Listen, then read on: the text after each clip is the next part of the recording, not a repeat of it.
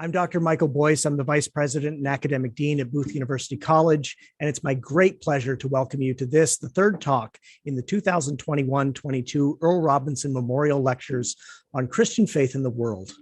At the beginning of our time together, I would like to acknowledge that the community of Booth University College is located on the traditional lands of the Anishinaabe, Cree, Oji-Cree, Assiniboine, Dakota, and Dene peoples, and is the homeland of the Métis Nation. This land is within Treaty 1. The Earl Robinson Memorial Lectures on Christian Faith in the World were established by an endowment by the Salvation Army, Canada and Bermuda Territory to honor the life of Colonel Earl Robinson, the first president of Booth University College. Colonel Robinson devoted his life to the service of God and the Salvation Army. Education and the dissemination of knowledge were priorities for Earl, and it is fitting that the lecture series here is offered in his name and in his memory.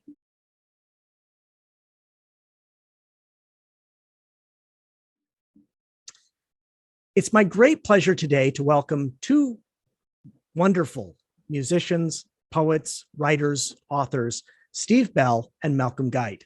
Steve Bell is a musician, songwriter, storyteller, and author. And for 30 years, he has pursued a full-time vocation as a music minister, performing concerts all over the world.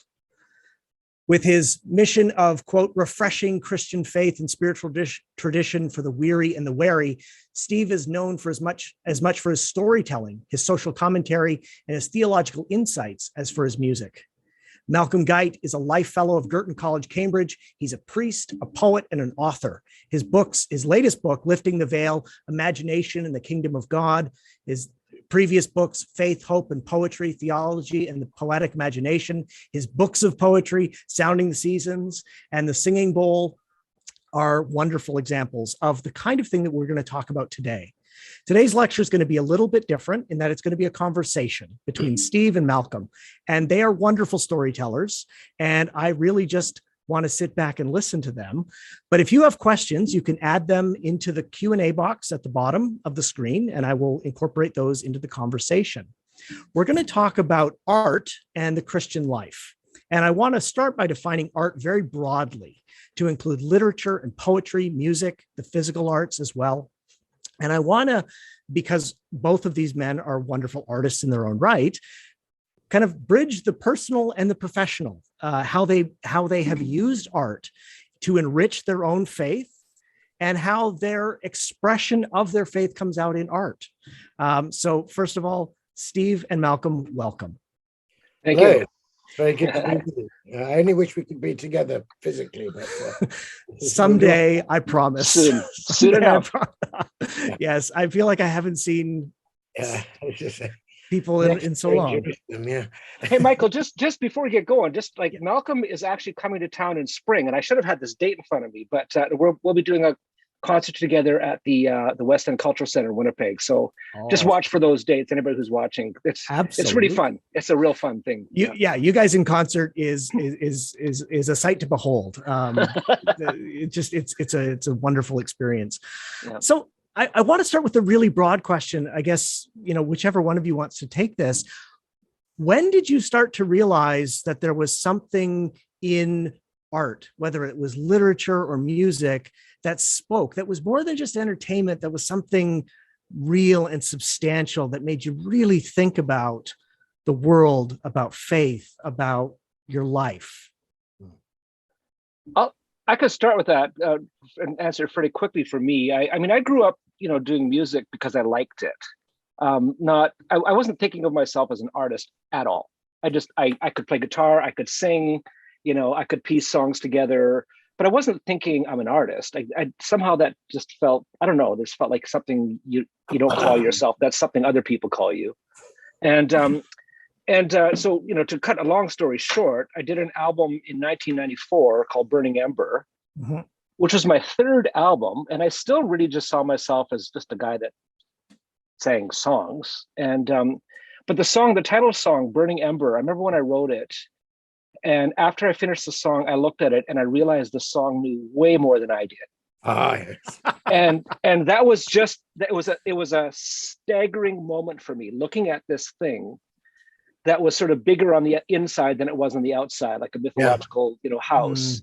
that I'm not the one that furnished it and made it that way. And that song literally has been one of my mentors for the last 30 years. Yeah.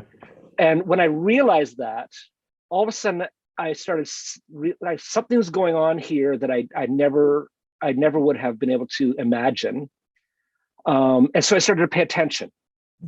And I started to I stopped trying to write songs, and I started trying to sort of be in a position where they might come for a visit.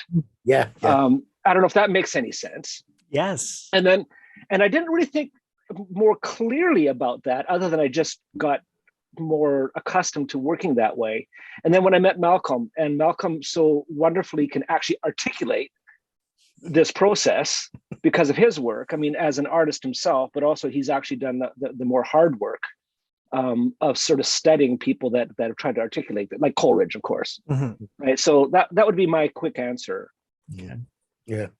That's I really resonate, Steve, with what you said about having written Burning Ember, and then you look at it again, almost as though someone else has written it, and you say to yourself, "This song knows way more than I do." Yeah. You know, my experience of poetry and of being a poet is very much about coming before words to kind of serve them and hear them and learn from them. I mean, I sometimes say to people that the only thing that gives me the sort of the temerity, the chutzpah to go out and be a poet or be called a poet by other people is the conviction that that all the words I use are older and wiser than I am. Yeah. They've as it were, and they've got something to. So for me, the making of the poem is also a series of moments of discovery. I mean, of course, there's craft and craftsmanship and all of that, but something is coming back to you all the time. But to go back to your question, Michael, about when did I first become aware of that this is sort of art is a thing. I mean, in a sense, there's almost no single moment. I was extremely fortunate. In my childhood, both my parents are lovely and interesting people, but my mother in particular, who's a Scotswoman, had a tremendous fund of song and story and poetry. Pardon me, poetry particularly. So she had a vast reservoir of it, and she quoted it naturally. So I was exposed to poetry from a very young age, and I always noticed it when my mother's voice changed or the lilt or the lift came, and it was always exciting. Now I have to say, my mother didn't sit me down in a corner with a big book and point at me and say, "This is poetry, it's good for you, you know, you can't have playtime." So it was nothing like that at all. It was natural and spontaneous. So I mean, for example, my love of Coleridge, which has been a love all my life, you know, and eventually I wrote, you know, big sort of foursquare academic books about Coleridge, but that started when we used to travel back and forth from Africa to England when I was a very little boy, you know, 4 or 5.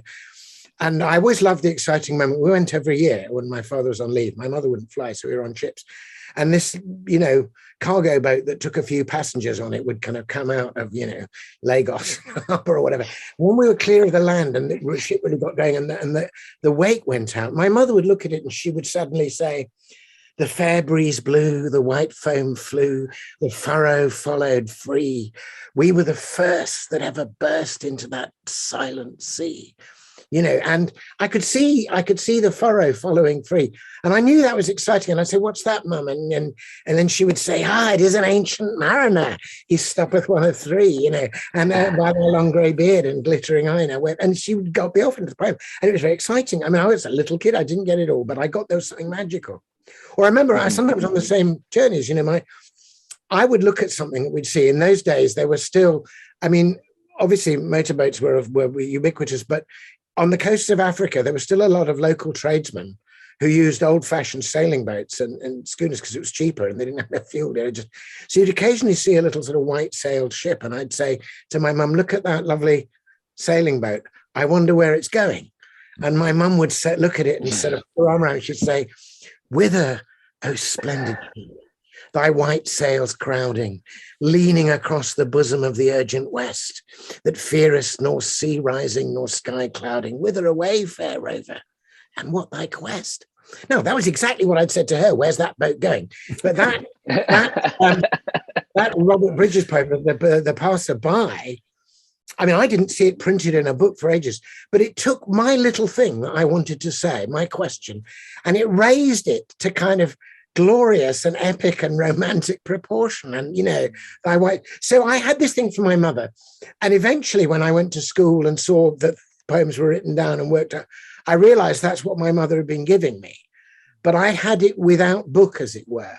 So I think that went very early in me. And then later on, interestingly, when I was a sort of moody teenager and trying to get as far away from everything, and I kind of lost my faith and was trying to be a really sort of reductive, hardcore scientist, and there's nothing in this, we're all just unwinding enzymes. Poetry came to the rescue again. And I had a very extraordinary experience as a teenager. I was taken to visit the house of John Keats, and I read the Ode to a Nightingale on that. And that was just transfigurative. That blew away my reductive materialism. I had a kind of spiritual experience. And I just thought, when you get to the moment in that poem where he hears the nightingale and he imagines Ruth standing, hearing the same nightingale's song, sick, she stood in when sick, the sad heart of Ruth, when sick for home. I was very homesick at the time because I was in a boarding. When sick for home, she stood in tears amidst the alien corn. And then suddenly he gives you the image of these magical windows opening. It says, such as hath charmed open magic casements, opening on perilous seas in fairy lands forlorn. It's like at the back of this poem, there's these windows that open onto mystery. And something happened to me there that I just thought, okay, there is something new. I didn't know the word numinous then, but I'll use it now. There's something numinous, something mysterious going on in here.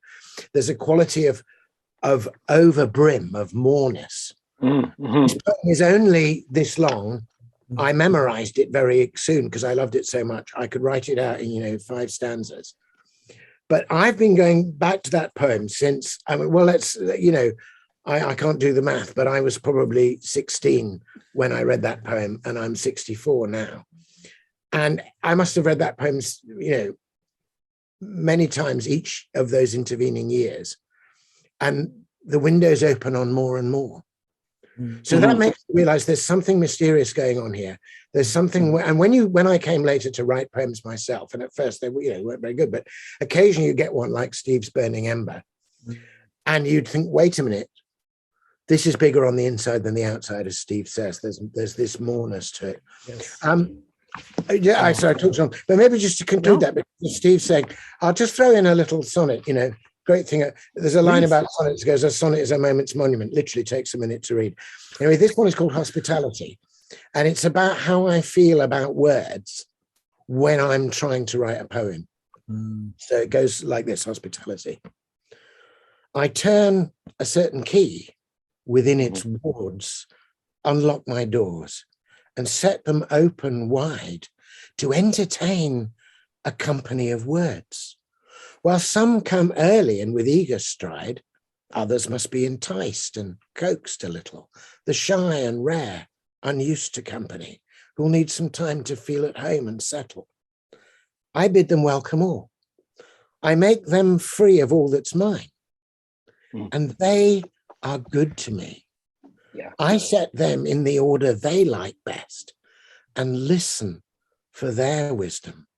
Try to learn as each unfolds the other's mystery. And though we know each word is my free guest, they sometimes leave a poem in return. Say those last couple lines again. And though we know each word is my free guest, they sometimes leave a poem in return. Yes. So it's kind of about overhearing the conversation of the word. I was at a lecture once where there was a fellow that was discussing how a particular indigenous language, I think he was from Alaska, so I can't remember which First Nation it was, but he was talking about how like it's kind of hard to teach in the meaning of words, because every word, of course, is conditioned by what comes after and what comes before. Yeah. And so that idea, and of course that works in our language as well, but more so in that. And he just talked about the essential poetry of that particular language, that it's all poetry, Mm. And it suddenly dawned on me that ours is too. We've just lost the ability to see it. I mean, all of our language, and we don't care. We're not looking. Yeah, no. It came out of poetry. I mean, language is a series of metaphors, and the metaphors were invented by poets.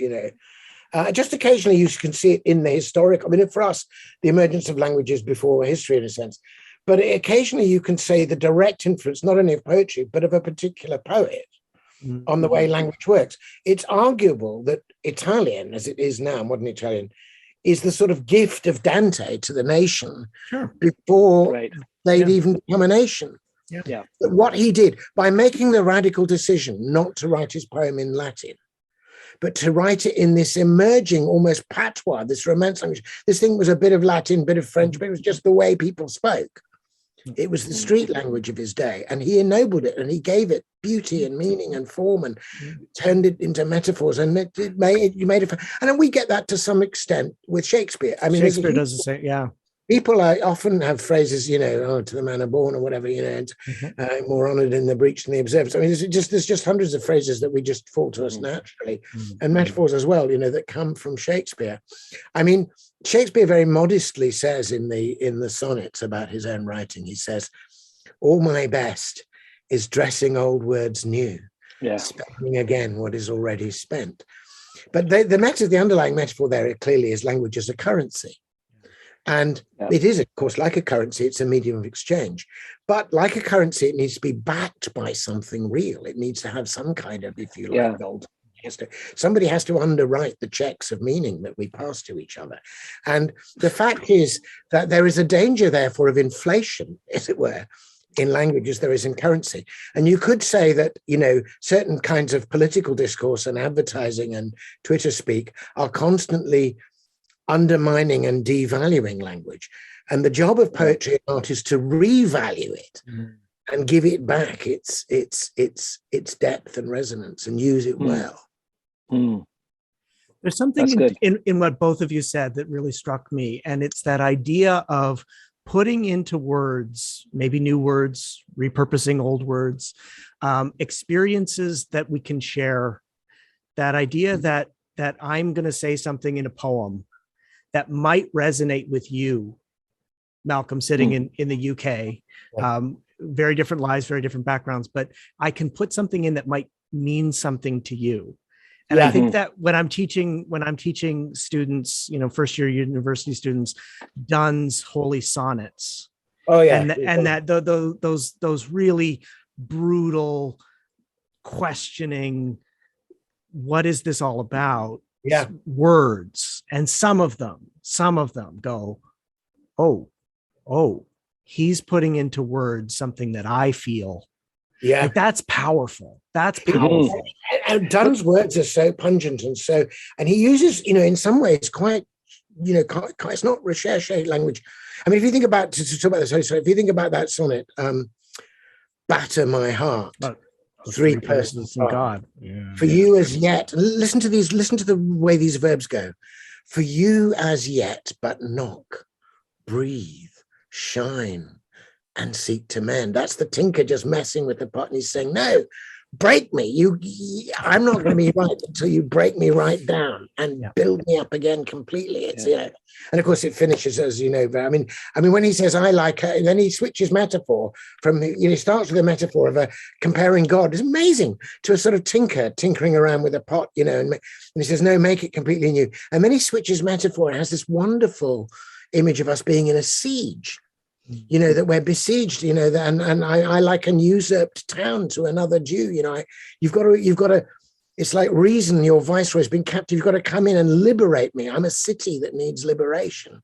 And then, of course, famously and perhaps scandalously, he finishes with the erotic imagery. I shall, I'll never be chaste unless thou ravish me. I mean, it's amazing language, and I think it leaps across the centuries. And I have the same experience, Michael. You read that with students, and their jaw is on the floor, particularly if you're reading it in a secular context, and they understand that these are the holy sonnets. If you've done some of his erotic poetry beforehand, they think that Christian discourse is this thin, weak sort of milk and water highly self-censored, pious discourse in a corner there. They don't think it's got anything to do with the kind of blood and guts of life. So when you read Donne, they're blown away. Yeah. You know what? Mako Fujimura, do you know him? Yeah. The artist, the painter? Yeah. So he just came out with a book in the last year or two called, I think it's called Art and Faith. But he said this really remarkable thing that really kind of grabbed me. He says, artists, it's not our job to, like, when you, especially in a culture which is divided and all the sort of things going on, he says, it's not our job to find common ground. Our job is to make common ground. Yeah. And it's a stunning thing when you think about how a poet or a songwriter or a visual artist can create something that people from various things can come to and find themselves and share that common space. Like I remember, back in the days when we used to travel. I remember. Remember that? You could get a car and go to other lands. Wow. And Dave, my manager, and I, how I used to love going into all these little tiny American towns, and they always have a village or a town square. And it's a big, large green. And in the middle of it is always a pagoda, an open sort of a pagoda, and big enough that the local Kinsman community band can do concerts on Sunday nights. And people picnic there, they meet people, but it's the common ground has been created, been made. And poetry does that, music does that, visual arts do that, dance does that. It gives us all something to come to that's not us, but we can experience each other in it. So there's all that's going on. Yeah. Yeah. It's kind of, there's often an image for art is of a kind of a house with rooms, a hospitable place, kind of. I mean, Keats had that thing of the windows, I mean, Shakespeare calls it a habitation. So you're not just making some little monument to yourself and your private thoughts. I mean, Shakespeare, thank God, was not the victim of this awful idea of self-expression, as though, all you do is take your peculiar stuff and, he's trying to make something. I mean, the phrase, in fact, just to bring in, perhaps since we're talking quite a lot about art, just to bring in the faith dimension for a minute. I mean, Steve will have heard me say this before many times, but it's a kind of central thing. I was always completely entranced by Shakespeare's account of poetry in A Midsummer Night's Dream, a quite early, playful play. I particularly love that play because when I was, that same year that I read Keats, I was in a school play of A Midsummer Night's Dream. And we were in this boys' school, which was like very uptight. And, obviously it was real drag to be a bunch of teenage boys. But there was a girls' school. And the year I got into the sixth form, it actually moved next door. But there was this huge high wall between the two. And we weren't like allowed to meet each other, except for the drama class. If you were doing a play, because in Midsummer Night's Dream, there's this wall, Yes. Anyway, so I was pucked, but that's another story. But I there's a great speech about poetry in it, which goes like this: the poet's eye, in a fine frenzy rolling, doth glance from heaven to earth, from earth to heaven, and as imagination bodies forth the form of things unknown, the poet's pen turns them to shapes and gives to airy nothing a local habitation and a name. That's just, so I used to think, well, this is a fabulous description of poetry, and it's great. And I love the idea that it's so inclusive, heaven to earth, earth to heaven. I totally got that you have these experiences and feelings for which there are no words, but that the imagination bodies them forth. It literally makes a living, beautiful, living thing out of them and gives it. So I used to read that a lot and think about poetry. But when I eventually, some years ago now, sat down to write a book called Faith, Hope and Poetry, I wanted to write about Midsummer Night's Dream, of course, but I was thinking in a theological frame, if you like, for the first time. And I was reading this very familiar passage and thinking, what does this remind me of? Like, what is this? There's something about the repetition of heaven and earth, earth and heaven. And later there's the idea of invisible, visible, apprehend, comprehend. And there's something going on. And this central juxtaposition of two most unlikely words to put together, imagination and bodies, aren't they, like in different realms? And bodies is a verb. And I was trying to get my mind around it. And I suddenly realized, wait a minute, I know where this is coming from. It's like the prologue to John's Gospel. You start with this, you're up in the heavens. It's completely disembodied. You know, when you start reading that gospel, you know, in the beginning was the Word, and the Word was with God, and the Word was God, and the same was with God in the beginning. He was, you know, you go on for about 5 lines like that. You can't actually see anything. You've got these words, you know, like as a bit of you goes, this is incredibly profound. I realize this is deep philosophy, but like, yeah, kind of passing me by. And then, but you're trying to pay attention, you know, and you realize there's this heavenly thing. You know, and it's probably all about the Trinity. Great, you know. But then suddenly you get to verse 14 and you get the Word was made flesh. And then what does it says? And dwelt, tabernacled, tented, inhabited. In fact, in the Latin, as Shakespeare would have known it as well as in English, you know, when the first question of the disciples to Jesus is, Magister, ubi habitas, where's your habitation? So I suddenly thought, wait a minute, is Shakespeare riffing on this? So I checked out my Greek. I mean, Shakespeare called himself as having small Latin and less Greek. Yeah. But if you're a well-educated Elizabethan, you know, his small Latin and less Greek is probably our degree course, you know. But anyway, so right. Yeah. When it says in John's prologue, you know, in arche and hologos, kai-logos et proston, then when it talks about everything was made, the Greek verb for make is poiein. It's the word we get poet from. Poetry, yeah. It's like in him all things were poeted. In him all things were poetried, and nothing was poetried without him would be another way of putting it. And I suddenly thought, is Shakespeare saying the greatest bodying forth? Imagination bodies forth the form and finds a habitation in them. The prime one is that the whole glorious heaven of God, verbum caro, made flesh. It's made flesh. And what it's given a name, Jesus. And maybe because we're made in the image of God, every time we as artists in any way, even if we're secular artists, manage a little bit of bodying forth, manage to make that habitation, that common ground, and bring people in, we do so because that's been made possible by a God who in his very nature from eternity is in the business of bodying forth and has made us like that. I think that's there. I make the case of that in various academic books, but I think Shakespeare, and of course Shakespeare having fun with it, because Midsummer Night's Dream is set in Athens, BC, although curiously enough, just round back of the Parthenon, there's a bit of English woodland with you know, hey, so you can do what he likes. But I think he anticipates the glory of the incarnation, and he puts it in the mouth of this almost mythical character, Theseus. And I think he's rooting all our artistry in God's artistry. And if it's true that all of us, whatever our faith, obviously I'm a Christian and I think Christianity is actually the case. So I want people to be Christian. But Christianity teaches, of course, that every person is made in the image of God and that he loves all without distinction. So I would say that whenever any artist anywhere has a little bit of success in bodying forth, and it's interesting when they do, they always say what Steve said. They say, well, that's big than I am, that's wiser than I am.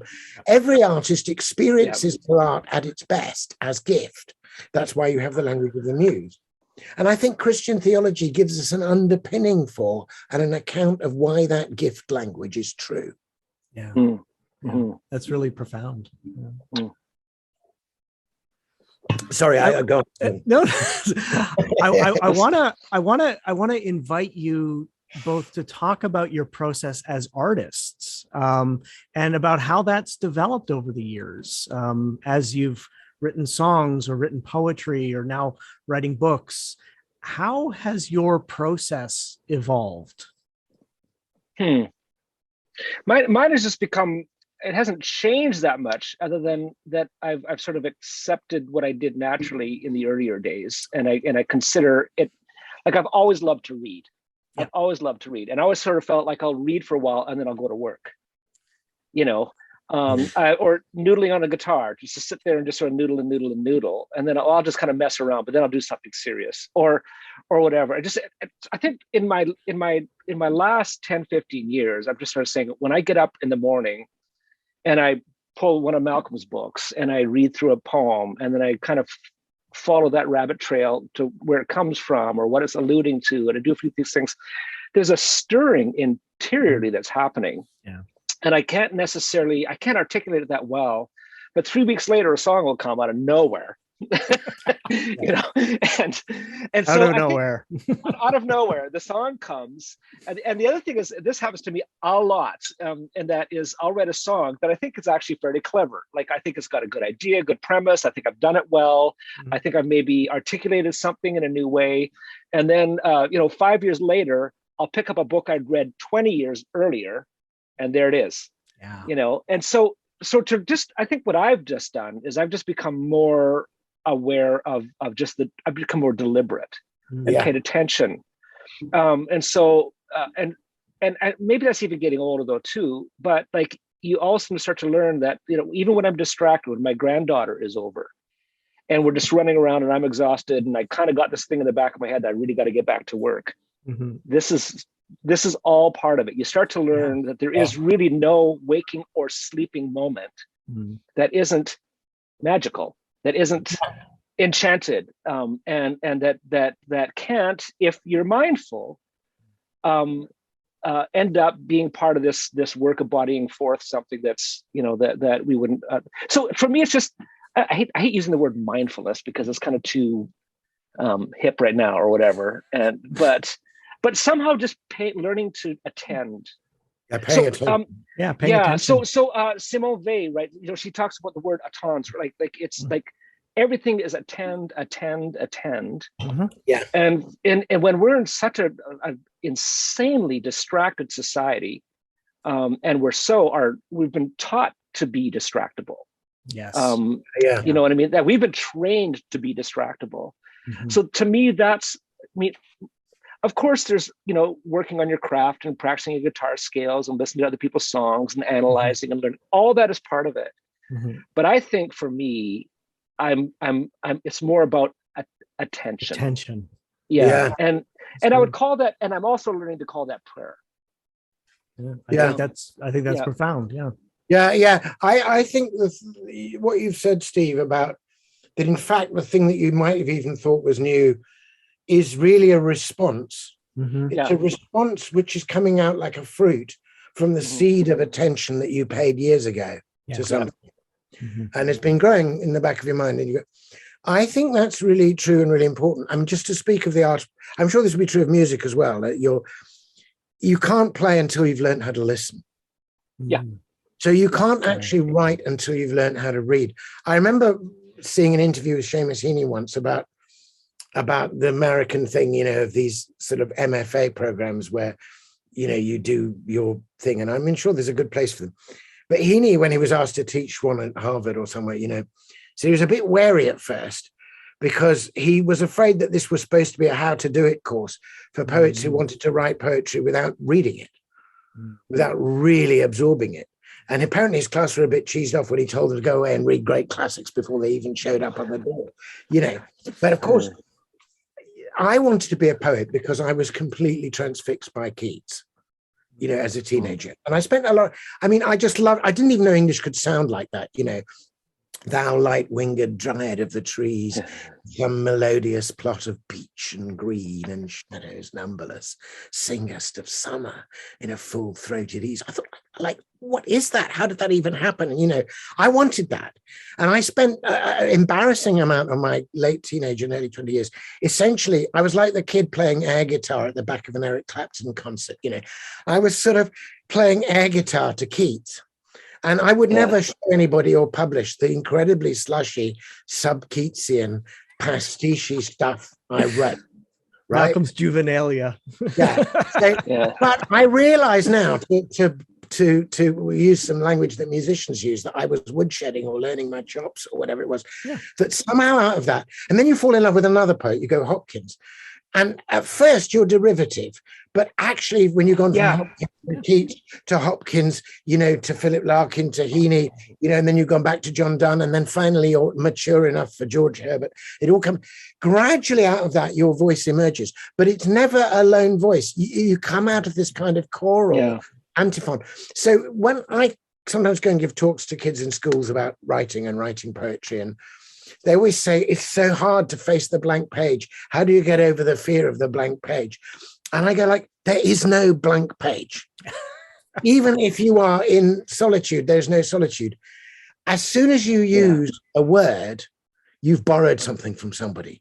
Mhm. The language itself is a gift. You have a whole crowd of people all around you, urging you on. All the great writers of English are just at your shoulder saying, try this. Have you seen this? See what I did there?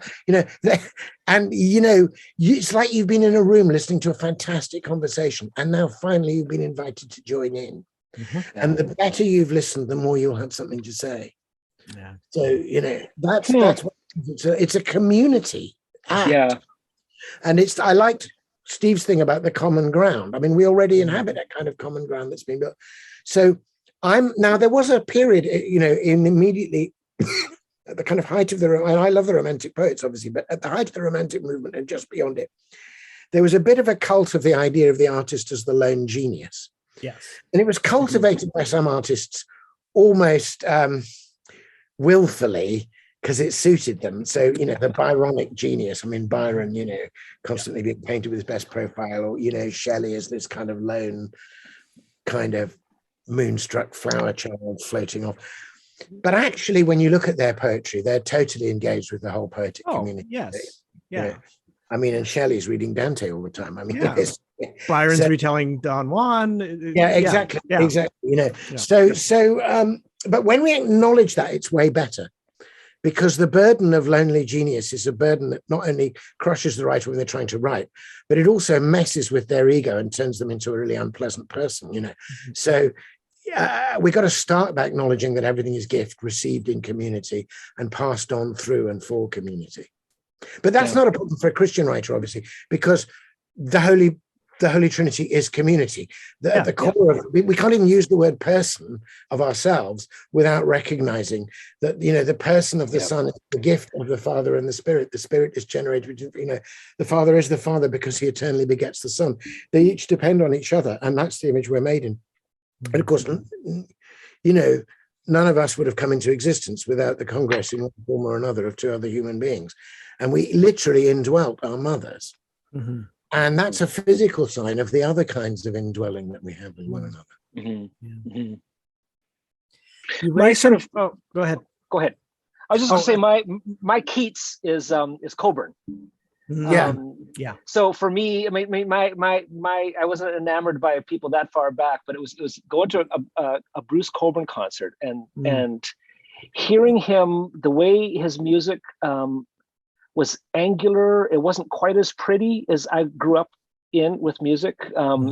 His lyrics forced you to work. I didn't understand. Like, why don't you just tell me what you want to say? Like, I don't understand this. And I found it frustrating, but at the same time, there was just something so compelling that I started to kind of look at myself and kind of going, I don't like what I do anymore. What is that guy smoking? Because that's what I want. Yeah. And then I dove into all things Coburn, and then started kind of branching off from there, and tried so hard to write Coburn songs. Tried to write angry justice songs. I wrote a bunch of Coburn songs, and I did a lot of work on his guitar techniques, and really did absorb them. And then I was doing a concert in Chicago at Jesus People USA. Oh, yeah. And in the building there, and the famous Glenn Kaiser of Res Band was doing sound for me. I was just beside myself. So I cannot believe Glenn Kaiser is my sound man, and I was nervous. And I did my concert, and I did fine. And afterward, he came up, and it was really kind of funny. And he because he was older than I was, and he kind of knew what was going on. He said, "You probably want to know what I think." And I said, "Yeah, kind of." So he said some very complimentary things. And then he said, "So by the way, how much do you love Bruce Coburn?" And I said, "Oh, quite a bit. Is it that obvious?" He goes, "Yeah." And he said, I really appreciate it. He said, I said, it would be nice, or it would be sad if we never hear Steve. Right. And there was something in that and he wasn't saying abandon, all things Coburn, or, but he was saying at a certain point, and that was a kind of a kickoff place for me to start to say that I do want to have my own voice. I discovered this prayer by Father John of Kronstadt, "Lord, help me not be wounded by the beauty of another."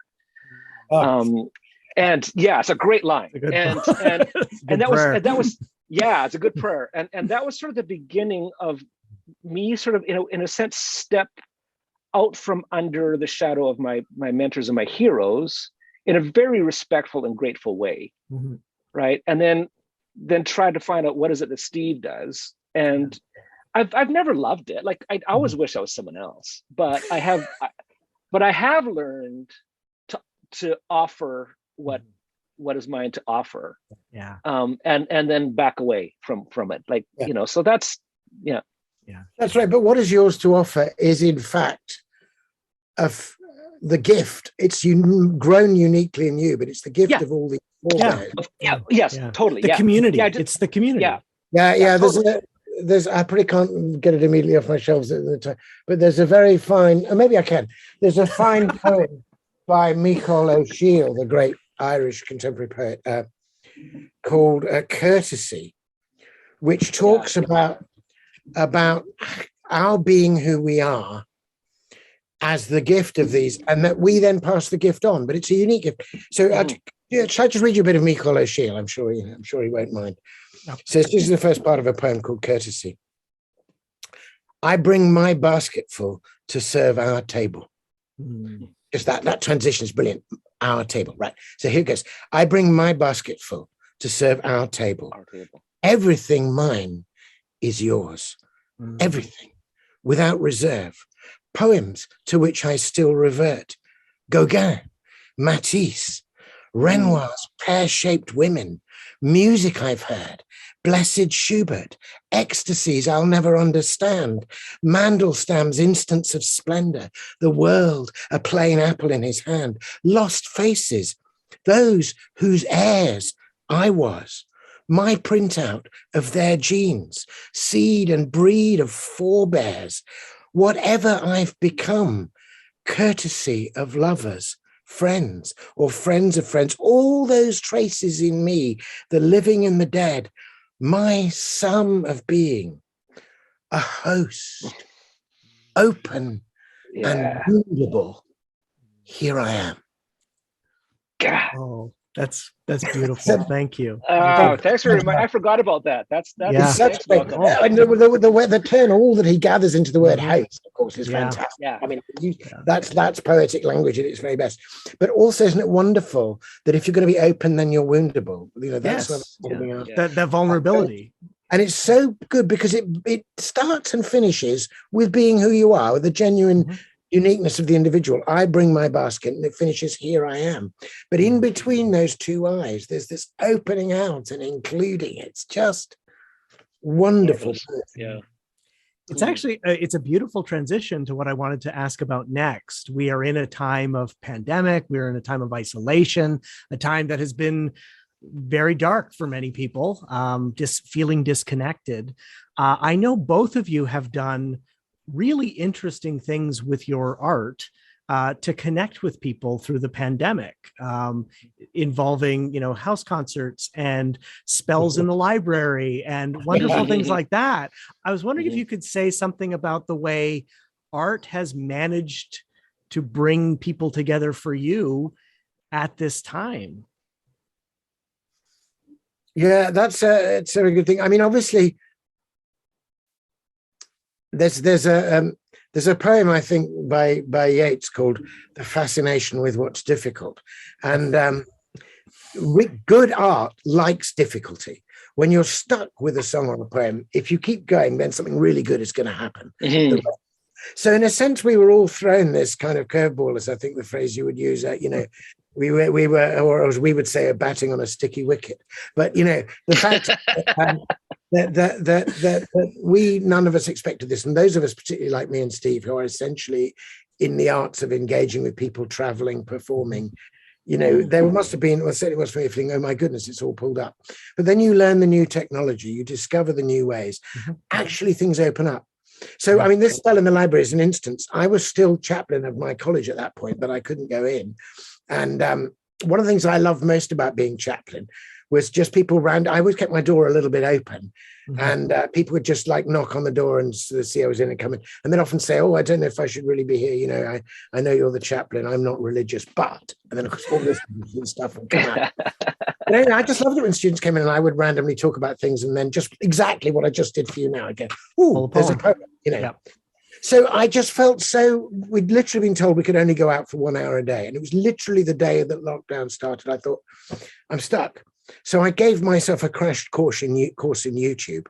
And I asked my wife to be the proxy student and walk in.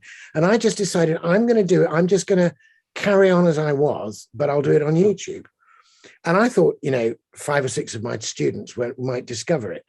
And I don't know how to do all this is how you should look for it or anything like that. I've just put it out. But it's like nearly 7,000 people subscribing to it now from all over the world who just want to drop round, it's have a brilliant, glass with me.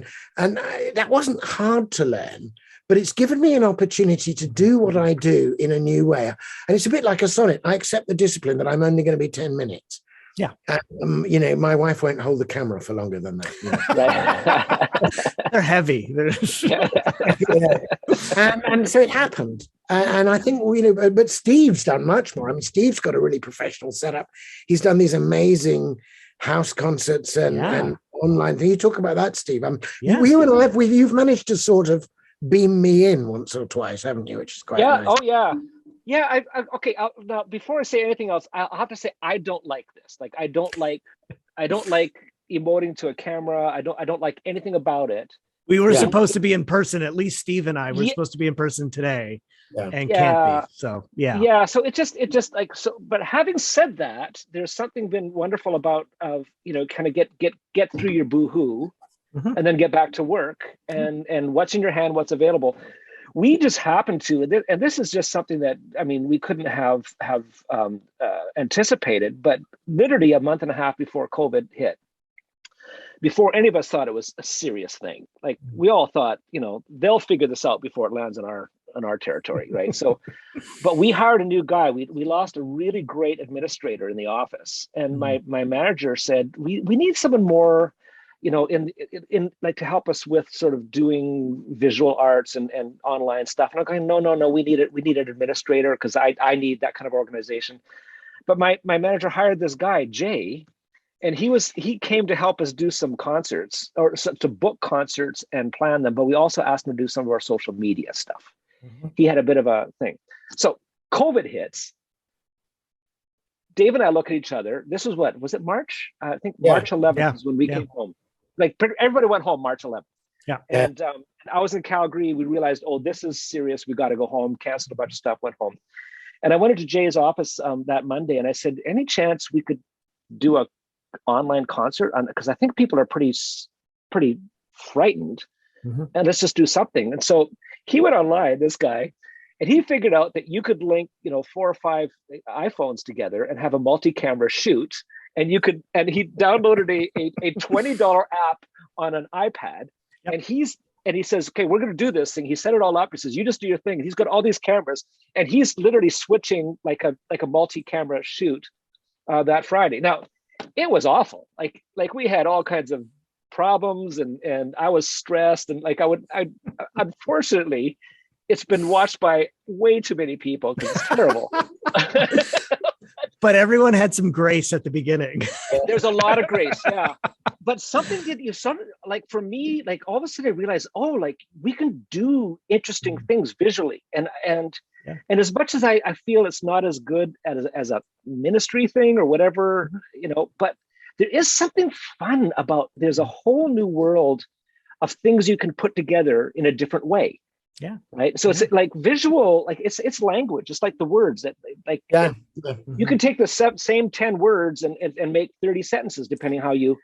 And when you're talking about cameras and lighting and all that, and after about 6 months of getting better and better at it, and then starting to invest money in it and calling in experts and how do we make this, and then we created a whole TV studio But all of a sudden I said, it struck me that this is a new art form that we're learning.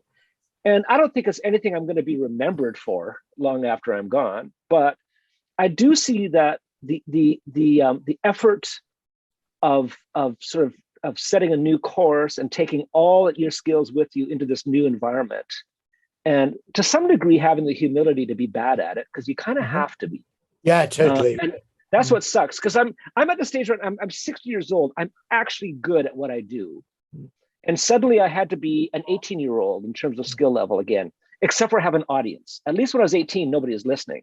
Yeah. Right. Yeah. But now, So if you had been an 18-year-old, you'd have totally understood it all immediately, you know. well, that's true. Yeah. But Of course. anyways, it's so there has been something. I don't love it, but I do admit that it's deepened my appreciation of visual arts. Yeah. And how we'll continue with this after if we ever get normal back. Yeah. So, well, and oftentimes the limitations are the things that create the well, space to be truly artistic. I mean, that's the whole kind of my whole gig with the sonnet is really discovering that's the limitations and I think, but you know what I noticed now, just quickly, like, but for me, like never mind what I'm doing with it, but just having to learn this, man, I watch films now and I look for lighting. Yes, like everyone's become a film scholar. I'm looking at this thing and I'm watching every film now and I'm kind of going, that's brilliant. How do they get that? Camera movement, things like that? Oh yeah. All that and the speed of cuts and all that. And so it's given me, in a sense that Malcolm has given me sort of, he's helped me get into poetry. He's given me sort of the language and stuff. This has actually helped me get into and learn some of the language of the film arts. And I'm really enjoying film. Well, and I know a really good film professor you could take some courses from. I know. Yeah. So I tell you, obviously we all had to get our minds around Zoom, and for the first lockdown, I was still being chaplain, still working at college, you know, but not able to go in, and we were doing quite a lot of this, and I was also using it to see my friends. And like Steve, I was immensely frustrated by it. Mm-hmm. I don't like flat screens. And I mean, one of the Wendell Berry poems, How to Be a Poet, that I have pinned up in my heart, says, live a 3-dimension life. Stay away from screens. Stay away from anything that obscures the place that it's in. And, you know, there are no unsacred places, only sacred places and desecrated places, you know. And so I had an instinct revulsion against it, and yet it became the thing I needed. So I just thought I might show you. So quite early on, I wrote this set of poems called Quarantine Quatrains, which are based on the form of the ruby out of Ember. And I wrote one about Zoom. And I'm working with this fantastic English artist, Roger Wagner, who's a really fine, you know, one of the finest sort of religious or spiritual artists in England at the moment. And he did an amazing thing with the Zoom screen. So I'll read you the poem. It's quite short, and it'll probably ring a few bells. And then I'll show you the illustration he did. And what he did was genius. So, okay. So this goes like this. Some days I am diverted by a call, the soft computer chime that summons all to show a face to faces that we meet, mirages, empty mirrors on the wall. Alas, that all the friends we ever knew, whose lives were fragrant and whose touch was true, can only meet us on some little screen, then zoom away with scarcely an adieu.